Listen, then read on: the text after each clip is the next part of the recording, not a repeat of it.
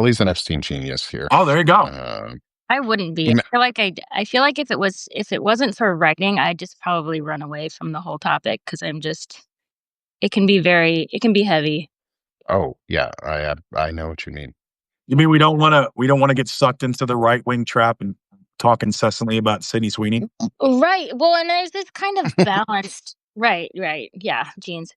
There's this balance of, writing for the purpose of like investigation and uncovering things and helping people, or giving people a voice or a platform or whatever, and doing it for the right reasons versus it feeling very salacious and very tabloidy and, these all these directions that I'm like, what was my original purpose for coming to Substack? It wasn't to feel like a tabloid or um to propagate like a salacious story. So as I write and as I kind of look more into it, I'm looking for things either that aren't being written about already, because you see a lot of like the same article over and over and over again. Or things I've been doing a lot of kind of rabbit holes lately that haven't really led to anything, where I'm like going, okay, can I look at property records here? Can I look at things? Can I find things that haven't been turned over? If we are never going to get these Epstein files, can we find out this information ourselves? Just stuff like that. And then, moving forward again, uh, there's thousands of victims, right? There's people with Yes. no idea who are out there, and just even if it's anonymous, giving them the opportunity to have like a safe space to talk and help in some way. And maybe I'm not helping, but like that's what's in my head, I guess. No, I think you no, I think that's kind of the thing of new media, right? Is corporate media has basically abandoned that role of investigation. And we saw this years ago where they started cutting their foreign bureaus, they started cutting back on investigative reporters, and it's really like they're pretty much just a pundit class. I Hmm. mean, you do get some exposés from the Washington Post and New York Times here and there, but as Jeff Bezos sort of demonstrated during the election, all he's got to do is put his thumb on the scale, and they don't endorse Kamala, or they kill a story, or they monitor the opinion pages. It's fascinating because one thing you said when you were talking about property record, it made me think of The Wire and Lester Freeman, and when they started to follow the money Hmm. of the Barksdale organization, and they started to investigate. Um, so that makes me like when you in your investigative work with Epstein, what's one of the things that you found that mainstream media or like you found and said, hey, man, people need to really look at this? Like what's kind of one of those factoids? Just Well, the things that I found, I feel like I found them a week before then people started talking about them, but Substack's been amazing for this, is looking back at the articles from like 20 years ago that were about Epstein before he was arrested the first time, when they were just doing these they weren't exactly puff pieces, but they were these really extensive, back when we had magazines, these really extensive, like detailed articles about a lot of his financial history, which I found very interesting. And now Vicky Ward is all over Substack, and I get to listen to her talk, because I was like, where is Vicky Ward? She wrote this article for the Vanity Fair 2003, and you could I've written this, but you could just hear her screaming between the lines of what she was writing. You could tell that like she wanted to say something else, and she was doing her best to put as much out and then let you know that there is so much more, because a lot of it was his financial dealings. And then you go back and you find out that there was more, and she had written more, but she had gone on maternity leave because she had a premature twins. And in that time that she went on maternity leave, um, you know, Epstein was calling her, asking her where her babies were gonna be born, what hospital she was gonna be at, which is very threatening. And then she found out from a coworker that he actually ended up in her editor's office. And then all of a sudden, the story of the Farmer sisters, who were the first, not the first women to come forward, which I found later on. There was actually women who came forward in 1991, but they were some of the first to report to the FBI. um, that whole story was killed. And then because that story was killed and he knew that those girls had reported, then they became, they were in danger. And so they pulled back and they said, we don't want to talk anymore. And now they're talking like after all of this. But at the time, this was prior to his first arrest in 2006, where he got the sweetheart deal. Like this was prior to everything. And it's so interesting to go back because these articles are incredibly detailed. He's dead. Maxwell's in jail. Robert Maxwell's dead. Like all these people who are the links to where did his money come from. But there's people like Leslie Wexner who are not dead, who are still alive. And Leslie Wexner owned um, Epstein's New York City mansion, the one that's like the biggest in New York City. He owned this massive apartment complex with Epstein. He sort of co-owned like this Ohio complex that Epstein would go and rape girls at. Like, and he's still alive. He's still a person who could be subpoenaed, and he would know everything about Epstein's financial records. But he's 87 years old, and if we don't do this now, like we're not going to get to do this. And I don't know what his mental state is. Like he took off and like has a younger wife and moved to like he moved somewhere like Oklahoma or something like that. But he's still somebody who knows everything and they're not talking to him. And I just find that incredibly frustrating, but also really, really interesting. And so one of the things that I'm doing is I'm trying to figure out what states allow public property records so that you can go look up and see if there were other properties that we don't actually know about. And then I have a Ben verified account where you can do background checks. And so you can look up a lot of information about a lot of these people, contact information, everything through that. So I've trying to find links basically. I've gotten all the flight logs. I've gotten the digitized, like transcribed flight logs. I found mistakes that the DOJ made in the transcriptions there because I'm a transcriber. That's my job. That's my bread and butter. And they've made mistakes in their transcriptions. Like they've said, oh, we don't know what, these initials are here. And it's like, well, you can match these up to these other initials over here that are a little clearer, but they're clearly the same initial. This is the same person. Or another person that they, oh gosh, is it Adam Perry Lang was Epstein's personal chef. Then he signed in once on the flight logs, but he's like on every single flight and the rest is just AP, and they don't transcribe that as being the same guy. And I'm like, that's the same guy the whole time for years going to this island, years and years and years. And he's a famous chef and nobody's talking to him. And I am under the impression that you cannot have been on all these flights without being one of three things. You are an active participant. You're complicit, like you know what's going on, but you're just kind of hanging around, or you're a victim, right? You're one of three things. You can't go to Epstein's Island for 6 years straight every flight and be totally innocent and not know what's going on. So these are kind of all the loose ends that I'm trying to track down, but they're very, very, very long and detailed. Let's back up. Let me. You want to jump in? Yeah. So before we go too far into that, one of the things I know we live in is a society where you're innocent until proven guilty, or you're supposed to be. That's supposed to be the moniker of our judicial system. And one of the things I keep hearing from people who are smarter than I am in the legal field and who have a law degree is that we're not releasing some of these. Oh, my power just came back on. That's fantastic. Yeah. I was afraid my phone was going to die during the middle of this conversation because our power just went out randomly. Anyway, I guess not. So like, do you think some of this isn't coming out because they are not innocent, but not proven guilty at the moment? Like maybe some of them, it was circumstantial enough, or they just didn't track them down. Because it feels icky that none of these people have been spoken to. To me, because I wrote an article recently on Emmy Taylor, who is Maxwell's personal assistant. There's also another woman who was Epstein's personal assistant for many, many years. And then there's another woman who flew with them for many, many years. And these were not older, but like legally older women. I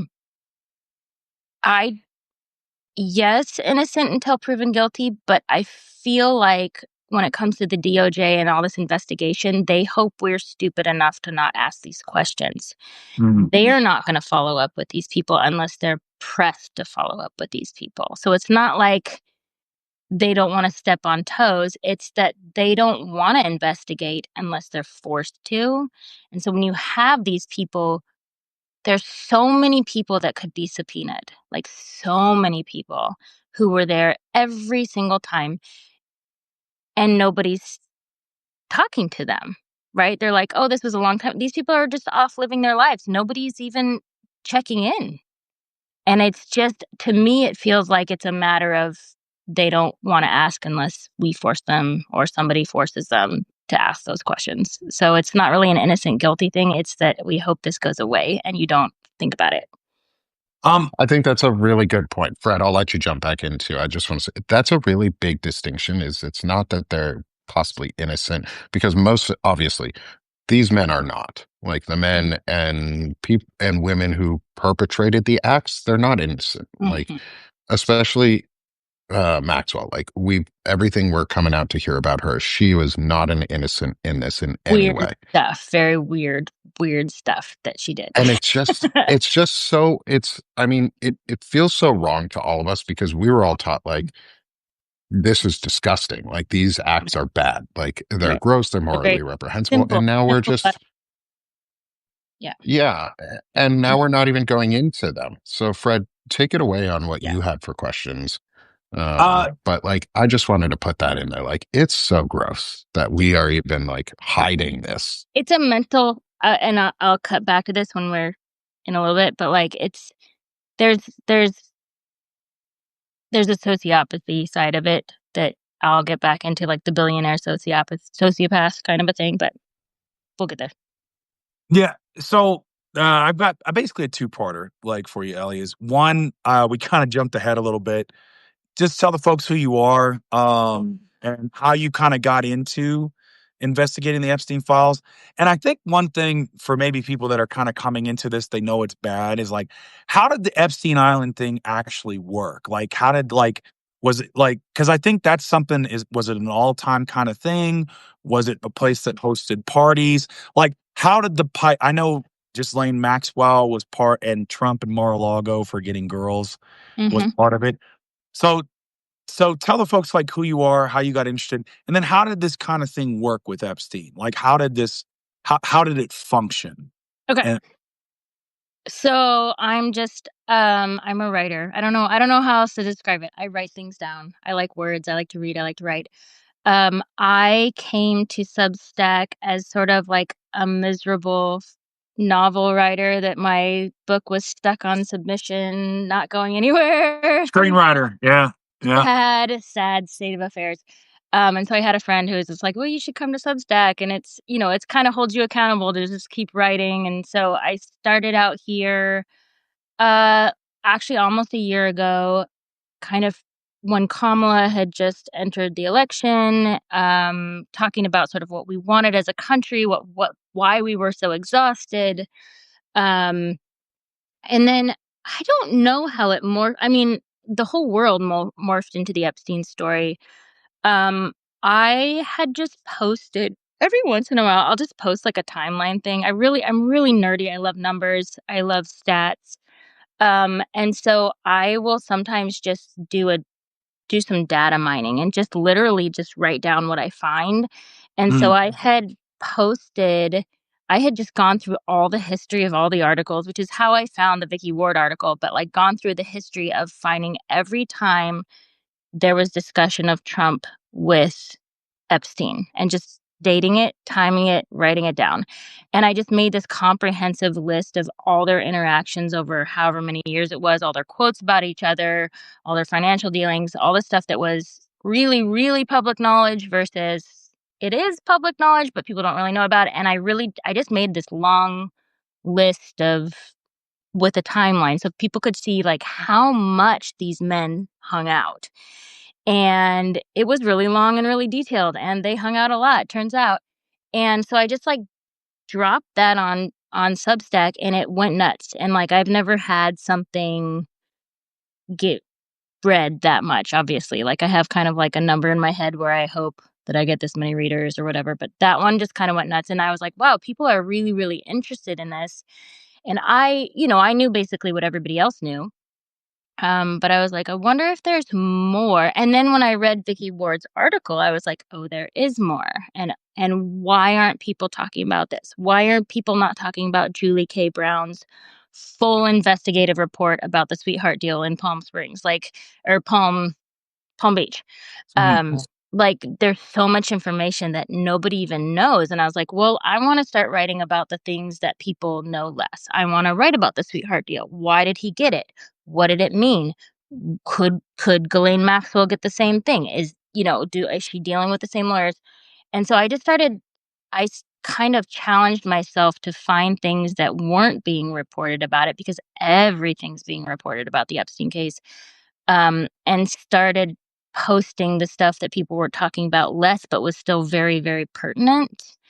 And one of those things was Emmy Taylor, because I kept seeing her name pop up in these logs. Because I have, the handwritten flight logs. I have the DOJ's transcribed, digitized version, and then I have this other sort of Google Drive version that somebody had done a bunch of work on online. And in order to make sure that that one's accurate, I'm like comparing the three all the way across, right? I don't want to post something that somebody just put online and whatever. So I started looking through and just finding the ones where they went to Little St. James. And they were going once, twice a month to this island for years. Okay. And I think he purchased it in 1998. So that's when it sort of starts in the logs. Um, and there are things missing. I will say there are things missing from the flight logs, and they can say that they fully released them. I don't believe that. There is a lot of dropping people off but never picking them up, kind of a thing. Mm. Or and it could be that they flew off in another direction in another plane, but he would bring large groups of people there, and there would be no record of them leaving, or it wouldn't be till like a month later. And it's like, did these people stay there for an entire month? And then as you get towards the end of the flight logs, and if you pull them up, you'll see this, they just stop listing passengers altogether and just do question marks all the way down. And there's records of flights, but no records of passengers. And they're not redacted, they're just not listed. And then they do start to redact at the end. They do start redacting people. And it's, it's not girls that they're redacting.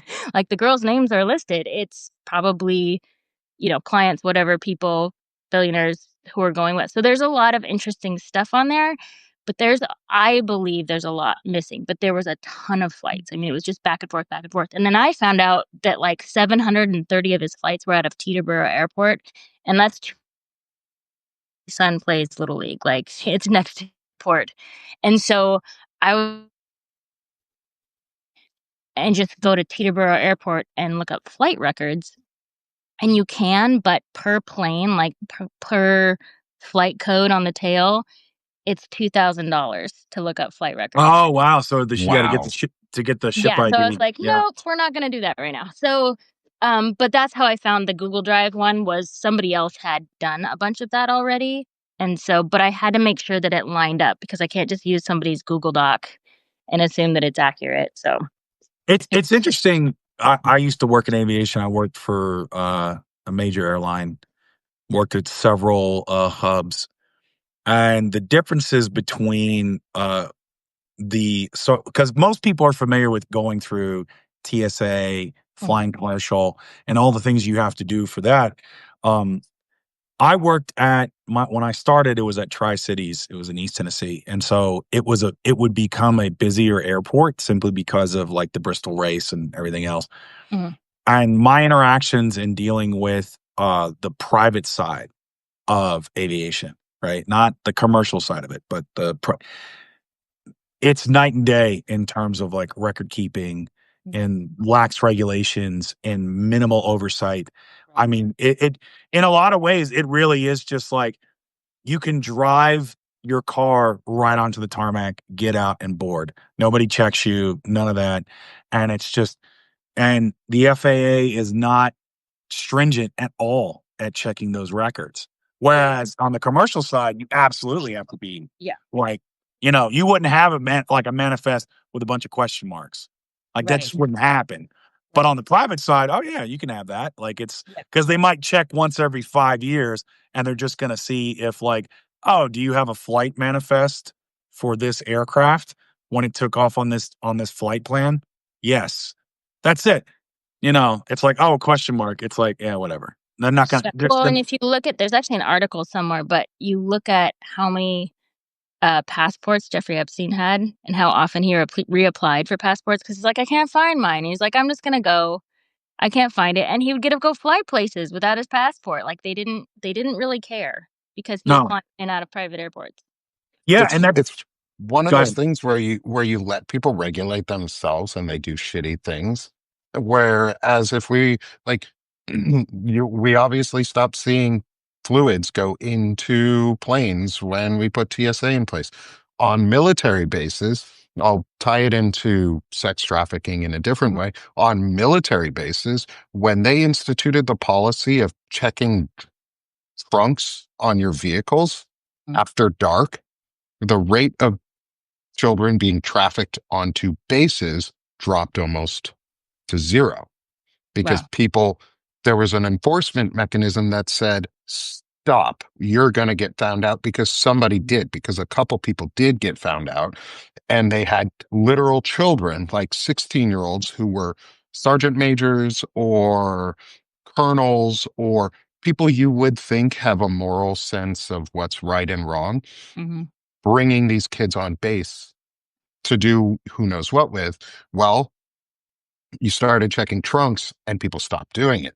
Maybe it's time we put some policies in place because, like you said, the FAA is really lax on these folks. Maybe if we actually put a couple policies in place that said you have to record actual flight logs and it's not you checking, it's Hmm. somebody else coming in and writing it down from the FAA basically, and then just going, yep, you're good. These people match.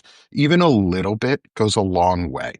Well, Like, and this kind of goes back to what I was saying with the like the psychopathy of a billionaire, or sociopathy, however you want to look at it. Like with Donald Trump, the reason he will, if he gave us any information, is because he has a clear consequence that hurts him, like financially or in popularity, right? Popularity is it's money to him. It's what he wants the most. Um, there's not a sense. So as I'm doing all these reports and as I'm like diving deep into the brain of Jeffrey Epstein and Leslie Wexner and Elon Musk and Donald Trump and these multi billionaires, to the point we are never supposed to be as human beings. Um, you get it. I don't know if it's a learned sociopathy or if it's a type of sociopathy that you're just more likely to become a billionaire type of person. Um, there's no sense of empathy of right and wrong, right? There's no like, Donald Trump is not saying, oh, I should stop molesting girls and women because it's wrong. He's saying, oh, I'm going to lose A, B, C, and D of this stuff that I want if they know that I did this. There's no sense in that world that having sex with a child is wrong. There's none. And there's no empathy towards it. I mean, you take a person like Ghislaine Maxwell, she's not remorseful for what she's done. She just doesn't like the consequences, right? It's all a consequence game. People don't want the consequences. They have no sense of the act actually being wrong. And you see the same pattern. It's like a human being cloned through all these people. Um, everything that I studied up on Epstein, I was like, man, this guy is a clone of Donald Trump, and you can't tell who was becoming who. Was Epstein trying to become Trump, or was Trump trying to become Epstein? Their friendship wasn't a friendship. It was just a like hanging out with the same person and trying to one up each other all the time, and they had nobody else to hang out with because no one was their actual friends. You see the same person in Elon Musk. Like, it's just a bunch of people who don't know how to relate, don't know how to have actual relationships with people. They have to buy relationships with people. And I don't know if this is something that they were turned into, right? Based on money and power, and you get past a certain point and you stop being human after a while. Or it's just that that's where they started from day one, which Jeffrey Epstein didn't. His parents were like civil public workers. Like his mom was a school aide and his dad worked for like the parks department. I don't know how he became who he became other than he's kind of like a catch me if you can type of guy. Like he cosplays what he wants and people believe him and they give him what he wants. So like if you think of Harvard and that whole thing where he had an office at Harvard for 12 years. I interviewed a student from Harvard who was there while Epstein was there, and he said, you had all these professors who they gleaned onto him because they wanted to be like him. Like they were wealthy, they were super smart, but like that didn't lead to them having a lot of girlfriends, right? Like they were really good at like like bioengineering, but they weren't like dating a lot. And so they saw this guy who entered their life who was like, you can also date. You could have a girlfriend, and they were just like, wow, like I'm going to hang out with this guy. And he said they were all really decent people, but it sucks because they are now forever connected with this name for the rest of their careers, which has effectively ruined their careers. So I don't know. I went off on a tangent, but it's a wild. No, it's good. It's kind of giving sort of the context of this, because I think a lot of it is we look when we look at these people like Jeff Bezos, or you look at Elon Musk, all these billionaires, and they have this carefully curated image that they're just like us, and they're absolutely not like us. They will do things that like you look at Mark Zuckerberg now with his bro phase of, MMA and, and His he's curly fro that he's yeah. doing. And he looks like a guy who's just trying way too hard to try to fit in with the pores because again, Yeah. and to your point, you have to ask why are they doing this? Right.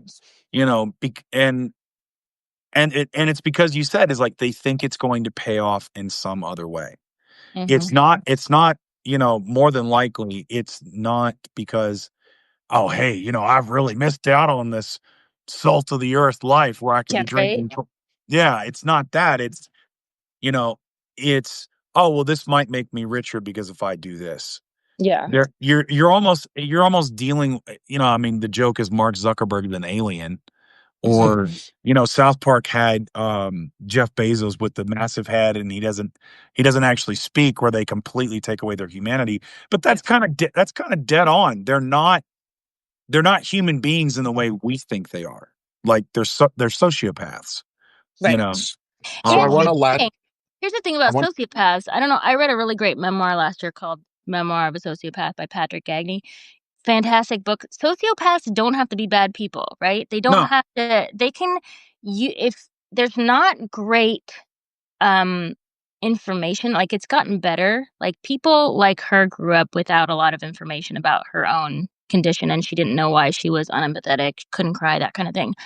But she recognized it and she was like, oh, I see these cues in society. That is how you function in society as a human. I'm going to follow these cues outside of my comfort zone until I figure out how to create these emotions, or at least live around kind of how we emote as a society.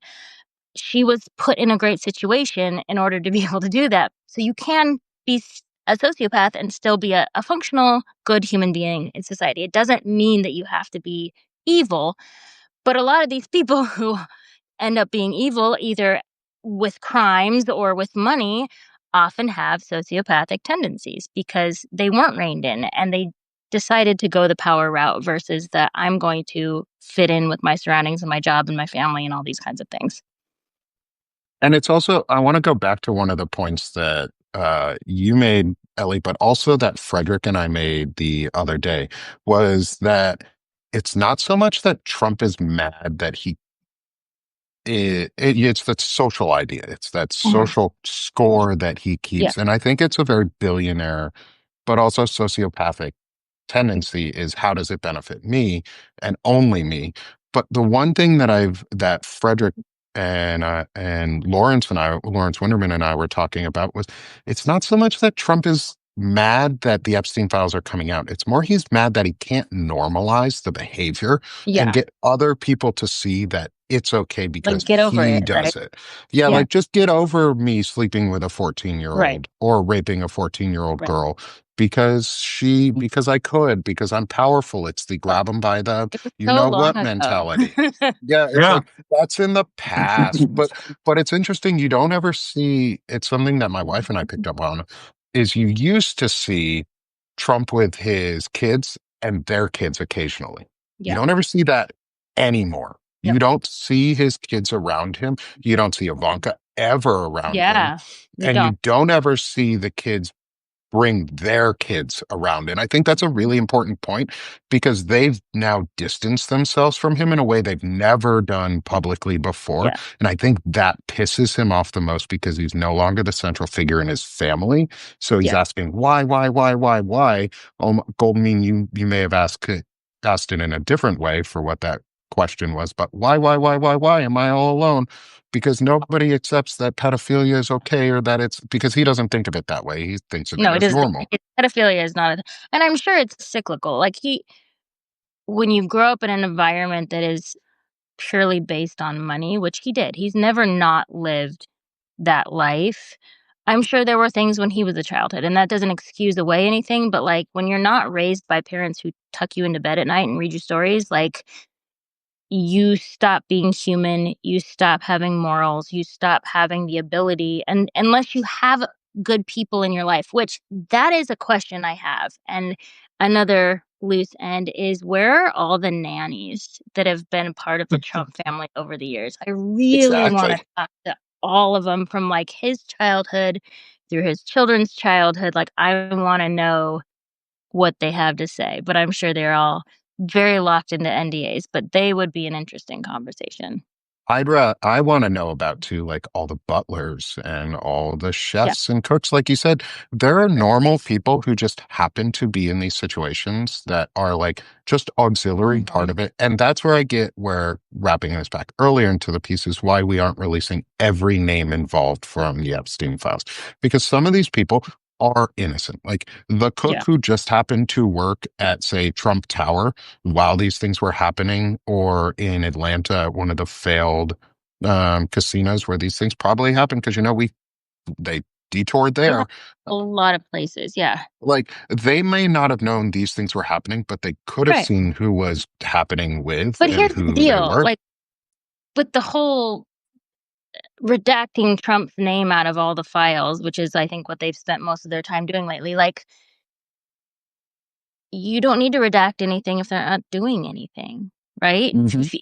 If you release all these files and all these people were there, but clearly in all the files it just says they were there cooking and working and then they're not doing anything. Just Yeah. show us that. You just Yeah. show us and then it's clear. And then we're gonna stop saying like if somebody's in there and there's suspicion that they did something wrong and they release the entire file and it shows that they didn't, they've just cleared their name. Right? If Trump Mhm. didn't do anything, he can clear his name. But he doesn't want to, which makes us way more suspicious. So it's like the idea of redacting people who weren't victims but are innocent of the crime is suspicious, right? That is Yeah. not going to end this conversation. That's not No, gonna it's make us just going to blow it up. I, It's I, right. And Allison Gill was talking about it last night with Katie Fang too. I was watching yeah. Katie Fang's reporting on it. They were talking about the fact that Allison Gill and her team are working to sue to get the training videos for the FBI agents Mhm. that were teaching them on what to do properly to either redact or identify Trump's name or how to protect PII. and I found that one really, really interesting and really cool because it's an alternate way to get the information and confirmation that what they're doing is actually happening without actually having to ask or say, hey, Trump redacted his name. Well, admitting that you created those videos so thousands of FBI agents could redact his name is admission that you redacted his name. And for us, that's less important. Like we know he's in the files. We believe the women who have said, and all the countless people who've talked about it. It's like you said, it's about the other pieces of information and where that connects. Who financed this? How did it get so big? And why is it still here after however many fucking years? And why has nobody been prosecuted? And why did that sweetheart deal even happen in the first place? Because that should have never happened. Right. And if anybody doesn't know what that is, and you don't have to read my stuff, but I did write an article called The Art of the Sweetheart Deal that goes through the entire first round of arrests and court cases with Epstein, and it is so interesting to me. I'll simplify it. So he gets arrested. Drop in a link in the chat. Oh, thank you. Appreciate it. So he gets arrested the first time for all the same stuff, right? Fewer people back then because of time. He gets taken to court. They go through all the proceedings. Somebody talks to somebody, and the prosecutor, who was Alex Acosta, who then went on to work for Donald Trump later on, gets him this deal that's 13 months in county lockup, not prison, county lockup. His cell remains unlocked 24 hours a day. He's given an office in the jail to go work in, and he can wander in and out. It's actually the attorney's room, so he gets to go work in the attorney's room. He gets to leave the jail 12 hours a day on work release to go to his office. He hires the jail's guards to work in his office in Palm Beach 12 hours a day. Then they destroyed all the records of the comings and goings of his office. The sheriff's department did because they said it was protocol. Then he gets so there's no record of who was in his office 12 hours a day for 13 months. Then he gets, he serves his time and he goes on house arrest. Well, guess what? He has houses all over the world. He's allowed to go to all of them. They tell him he can go on these lavish shopping trips in Palm Beach for exercise. And he's a sex offender, yet he has none. He's a level 3 sex offender, which is the highest level. And he has none of the downsides of being a sex offender for any part of his life, his work, his relationship near schools, nothing. He was supposed to check in every 90 days with his parole officer in New York City, never checked in once. They never followed up. Not a single time. All of that is super suspicious. Right? There's something off there. It's interesting because, again, like going back to that Wire references, it's, you follow drug addicts, or you follow drugs, you get drug addicts and drug dealers. But when you start to follow the money, you don't know where it's going to take you. Yeah.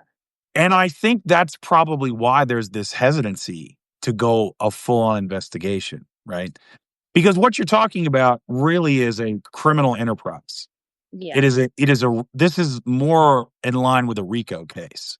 But instead of, like, say, mafioso or MS-13 gang members with tattoos and drug money and guns and murder, what you're looking at is Jeffrey Epstein and Harvard professors and businessmen and billionaires and young girls.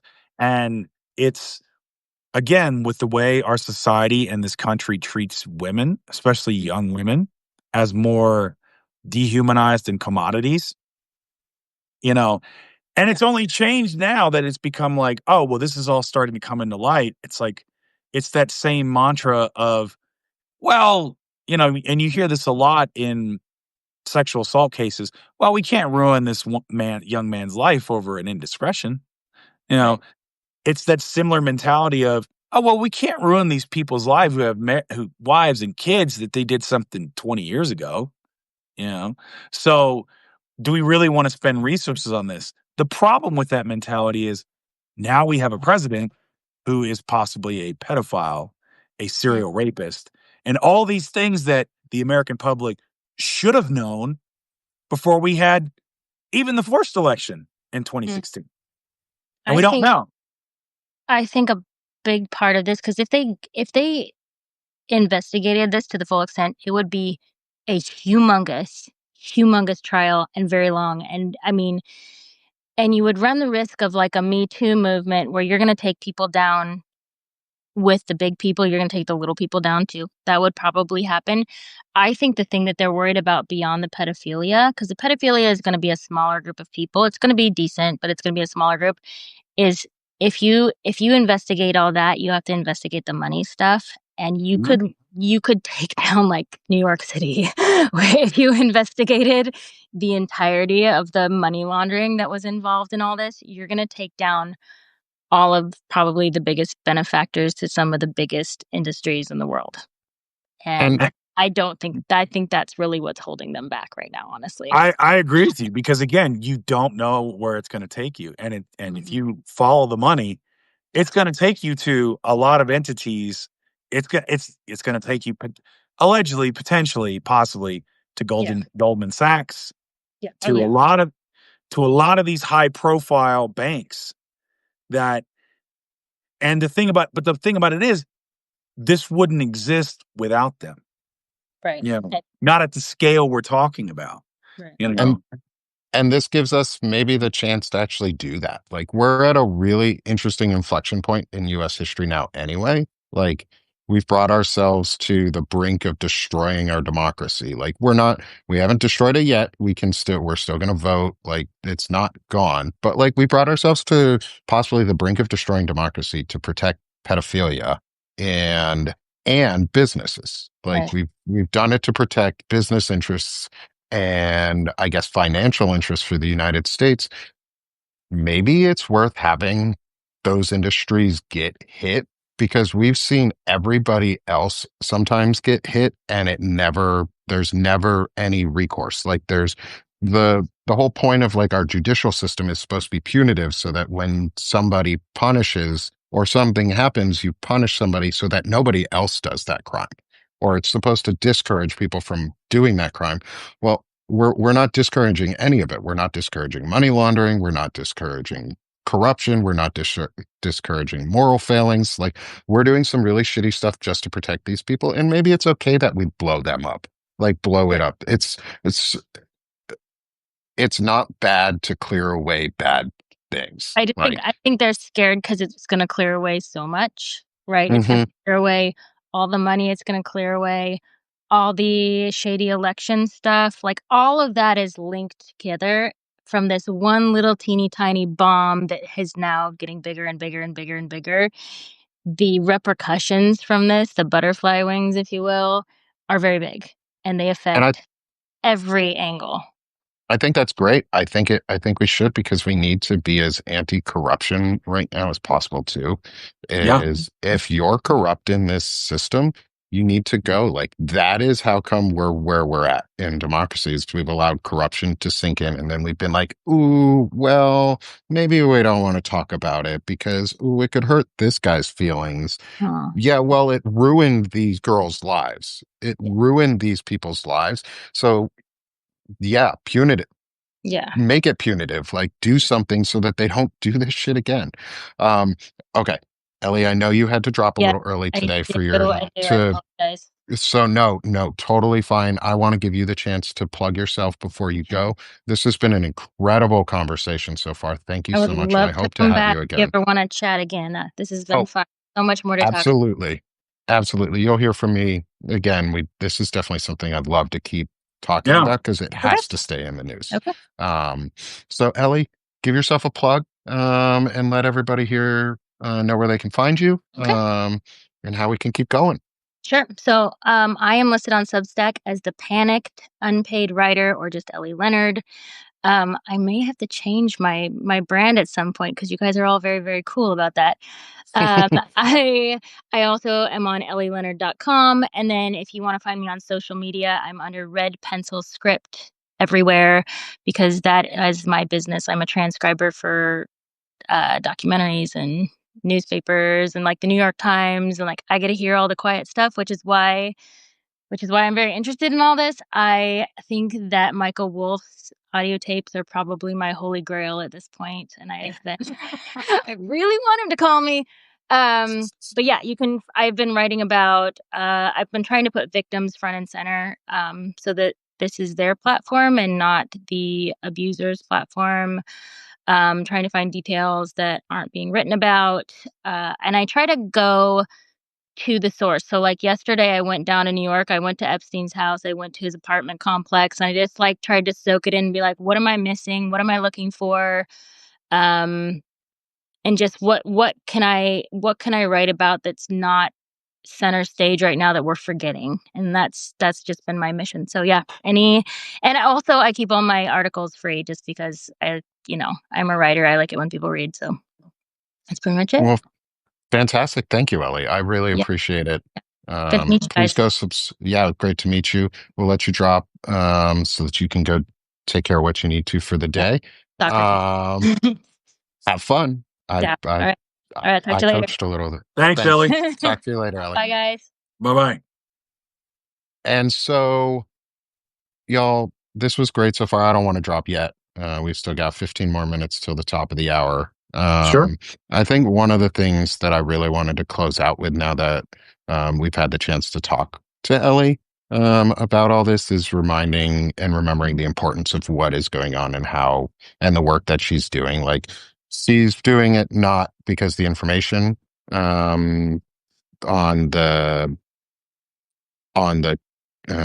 perpetrator side, she's doing it to help him bring justice and final closure for the victims, because that's something that we haven't, like, people don't really talk about, is there isn't any closure for the victims when we keep hiding this and when we keep kicking it down the road and then letting the perpetrators get away with it and get to dictate or drive the narrative. The victims are getting hurt every single day by what's going on. And the best way to close this out is finally get to the heart of it and listen to their stories and dig deeper and start asking some questions, because maybe we should ruin people's lives who did perpetrate shitty acts and stop caring about what they feel and care about what the victims feel. Well, it's more than it's more than just caring about their feelings. I mean, it's even with these victims who've been hurt, it leads to the creation of more victims down the road. Because when you reach a place where, oh, well, there's going to be too much disruption if we uncover this or if we tackle this, so we're going to tolerate this much. The problem is then this is now your new starting place. And so somebody's always going to push that line that has power. And the thing they're always going to tell you is, oh, but if you come after me or you come after this, it's going to hurt you, and it's going to. And so now you incrementally, it's that creeping normalcy of things, right? Think of where we were back when George H.W. Bush was president. And, gosh, I'm trying to remember his VP when he spelled potato wrong. Oh, Dick Cheney? No, not Dick Cheney, George H.W. I can't remember it. Yeah. So like I remember back in the 90s when it was, somebody's like his VP spelled potato wrong. Like he got it wrong. And it was it was a big, massive thing that was made of it. Or just where our line used to be. Dan Quayle, thank you. Like where our line used to be. And we're so far removed from that. But that didn't happen overnight. That happened with all this increasing normality of, how we conduct ourselves, what the government's supposed to do, like where we hold ourselves accountable, where's the ethical line, where's, in terms of service. And it's no wonder that people don't want to serve in the military. People don't want to go into government service. People think the government's not good for anything. All these things that really kind of hold a society together, all these institutions are corrupt now because we didn't stop and say, no, this is wrong. We're going to hold these people accountable. Well, it's going to hurt you. Okay, fine. It hurts for a little bit, but it's going to hurt longer if we ignore it. Yeah. and it's not even so much that it's, I think the, yeah, I, not, it will hurt a little bit. Part of it is, I think, holding us back. I absolutely agree. But I also think, just like you were saying, is we're afraid to disrupt the system that's in place. Yet the whole point of the system is to be disrupted if it's doing wrong and if Yeah. it's getting out of hand. And we've, like you said, it's the Overton window, or it's just that stepping stool towards creeping fascism or creeping moral decay, is they took small steps along the way to make this not easily outable, not easily rooted out of our system, because they've taken all the components of it and legalized them in ways, or made them shady, but not quite out of scope of what could be acceptable. Mhm. Um, and like Ellie said, it's going to disrupt the system. Like if we take this down, it disrupts the whole system, and it has the chance of disrupting, and say, the entirety of New York or New York City.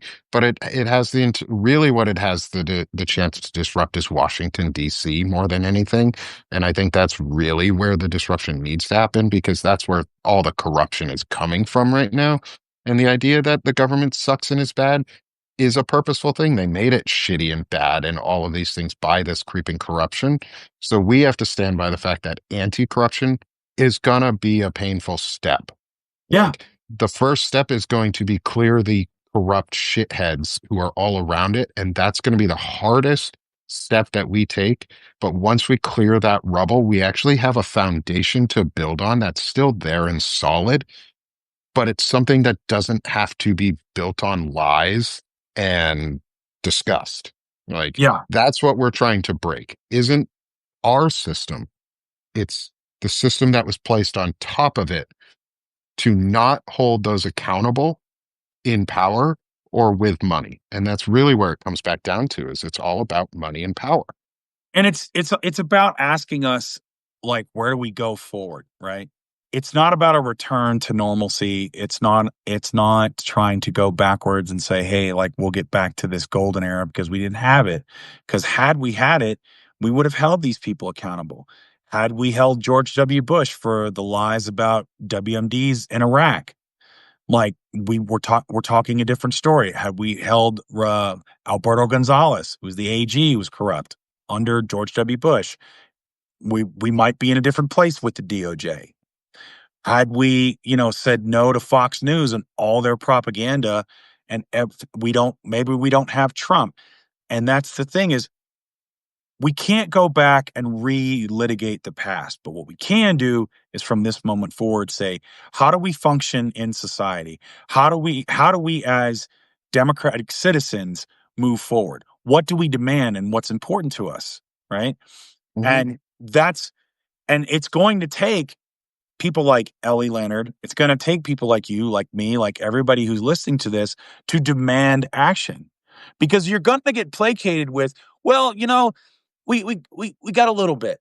We got a little bit over here. We got a few people, but we don't want to rock the boat. We don't want to disrupt everything. We're just, well, we'll get your eggs back down. We'll you get your beef back down, and then everything will be okay, right? We're cool. No, we're not cool, No. because if we don't demand meaningful structural change, this will happen again, and it will keep happening, and you'll create new victims, and there will Yep. be new pain, you know. And it's something we have to demand out of our democratic officials, is that Yes. they are staunchly anti-corruption, and this has to be a line that is uncrossable. Like there have to be red lines that that we set down as a society, and as a voting bloc, that say, no, if you are not anti-corruption, you're gone. And if you participate in the corruption, you're gone. And if you're hiding the corruption, you're gone. Like Mhm. it's okay to have that sort of purity test, because there's purity tests all over the place in politics, and there's purity tests all over the place in the world. It's how we function as society, because it's how we tribalize ourselves and put ourselves into groups, is we create tests for ourselves and we say, oh, do you fit this test or do you fail it? If you fit the test, you're in. If you fail, you're out. typically. We need to start having more gray area in the middle where we accept people in, but that gray area does not go outside of the lines of you're in or out at some point. Like, you have to stop those lines, and we have to make sure that our elected officials are the ones, and or public servants, because I think we need to stop calling them elected officials and just call them what they are, is we need to start electing public servants who actually serve the public Mhm. and do something that's useful. Um, and it's not buying into the narrative that, oh, we can't do anything about it right now. No, bullshit. We can do things about all of these things right now. We have the Mhm. money, we have the power, we have the voting blocks. If people just got out and demanded change and demanded accountability, because it's not going to trickle down. It's not trickle down economics. We figured out what that is too. That's just the rich pissing on us and calling it gold. So Yeah. stop having politicians tell us we'll make changes and pissing on us, calling it gold. Instead, be the voice that forces them to do it. And when they don't, kick them to the curb. Like Brian Tyler Cohen says, they're vehicles to our change and our needs as society. So stop idolizing them and make them do their jobs. Right. And the other thing too is, like, when we're talking about the gray area, at a certain point, that gray turns into black, Hmm. right? And so it's fine to say there are no-go lines, or this is because that gray area turns to black at a certain point, right? And if you step across it, you're wrong. And that's what we need to do more of. It's like, well, no, no, no, no. It's wrong. Hmm. And as Democrats, we can call that out. Yeah, it's fine to provide context. It's fine to provide nuance, but at a certain point, it's a ball or a strike. Yep. That's it. Yep. And it might be right on the line, but you got to make that call. You Yeah. know. So someone has to do it. Someone Yep. has to say, this is the line we will not cross. And it's what it is we need to get our politicians who are unwilling to say that out of the way and start listening to people who are saying that, and who are saying that there are red lines, and who are attacking back and going on the offense to defend the morally right and the ethically right and the servicely right and the civically right ideas that service is serving. And that service is about ensuring the betterment of everyone around them and not just yourself. Because being a politician doesn't have to be inherently selfish, because that's what it's turned into. People associate being a politician with being selfish because you want power, you want control, you want to dictate, but it's not. Politicians don't have to be inherently selfish because they're there for public service. You can look at it with people like Jasmine Crockett, with AOC, with some of the smaller names in terms of Democratic voices who are actually there serving and doing a public service. Yes, they might benefit from it some way. Yes, you're probably a little selfish to go into politics, but they're serving their constituents and they're serving the public and they're serving the greater good. And we need to Yeah. get politicians back in who serve, because it's service. Government is a service. People who go into government serve the people. Like, let's There's start using it. there's degrees to stuff, right? Hmm. So it's you go in the military. For some folks, it's economic means, right? It's to get out of their small town. There's no, and they're trying to provide money for their family. But there's also a service component into it. And that may be before you join up, or maybe you kind of get some of that after you join up, right?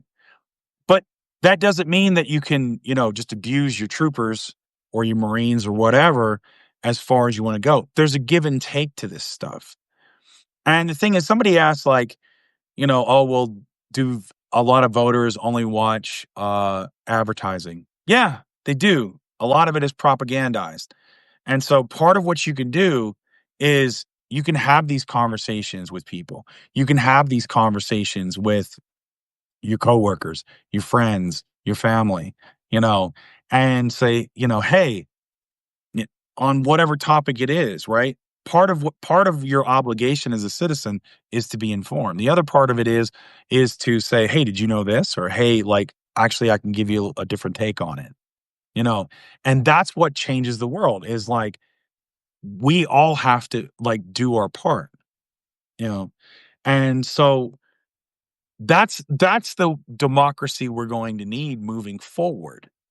Is It's not just, gone are the days of, well, both parties are effectively the same, there's just kind of minor differences, or I'm kind of a loyalist on this, so I'll just vote for that. That's done. Whatever comes on the conservative side, we're all going to have to agree, like, okay, we might debate about policy, we might debate about this, we might debate about direction, but the no-go lines have to be the same.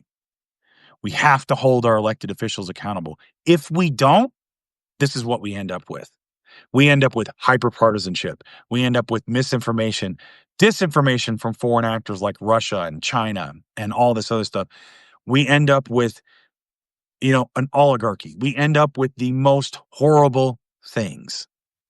And that's why we have to guard against that stuff. So that's my stump speech. No, I think it's great, but I also think that's a great place to leave us off on today's chat. We're right at the top of the hour. Yep. And so I think that's a great way to end it today, Frederick. Love it. This has been an incredible show. For those who are tuning in late and miss Ellie Leonard while she was on, we had Ellie for the first 45 minutes of the show. She gave us a ton of really good information, and we're going to have her back. We've got some more conversations to do around Epstein and where the financing and maybe some of the power broking that she's been able to investigate into, because she's an investigative journalist and reporter, and she's investigating the shit out of this. And she's a voice you should follow and listen to. And so, as we always do, though, folks, let's leave with a little bit of hope for each other. It's because it's been a great conversation, and we can push this forward. And we continue to push this forward by talking about it. So keep 100%. talking. Don't be quiet. Frederick, thank you so much for this morning. Appreciate it. I may see you again here soon if we decide to talk again for a vet talk or not. We don't have a guest today, but we may just jump on to talk about stuff for the heck of it. So we'll let you all know. And as always, everybody, please subscribe to both of us, and let's stop being sick of this shit, and let's start doing this shit. Absolutely. Have a good one, y'all. Thanks, Nick. Have a good Thanks, one, guys. Frederick. Thanks, Bye. everyone.